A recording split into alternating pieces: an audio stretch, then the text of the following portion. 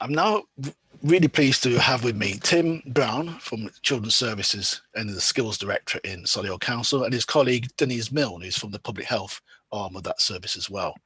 These are experts in the support that can be delivered to children and then the support that are available to adults around all the areas to do with COVID.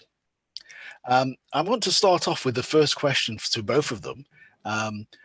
What things would you emphasise for a carer as they get ready to support their loved ones during this winter? Who would like to go first?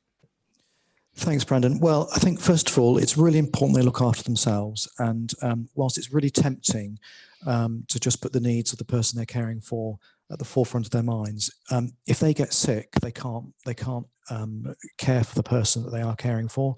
So it's critical that they look after their own well-being, whether that be through eating healthily, sleeping, getting enough sleep, and particularly about continuing to keep up with their education.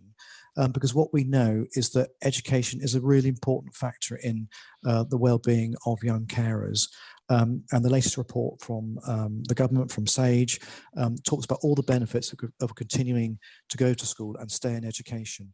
So if there are problems about getting to school, or problems about worries about, concerns about leaving the person you're caring for, then do speak to your school, do speak to those around you, and we'll find a way around it, because it's really important that you protect your own mental well-being, making sure you're getting out, having exercise, and taking that 10 minutes for yourself, because actually you are really important too.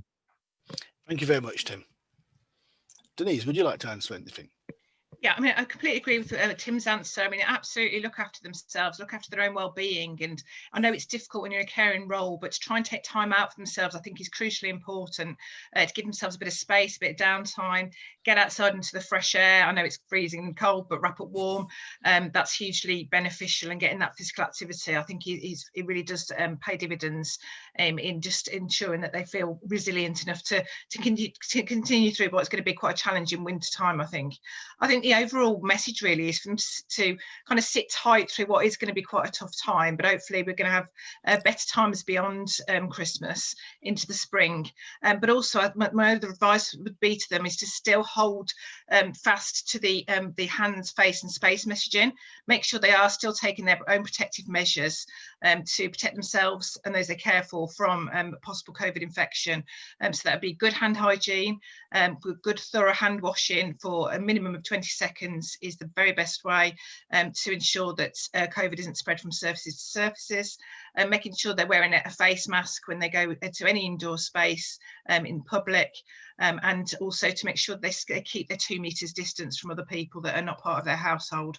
They're really crucial messages to and advice to abide by. You can't always control what happens with the people around you, but taking those steps will be hugely important in preventing their own COVID risk from increasing, and that's what they care for. Thank you.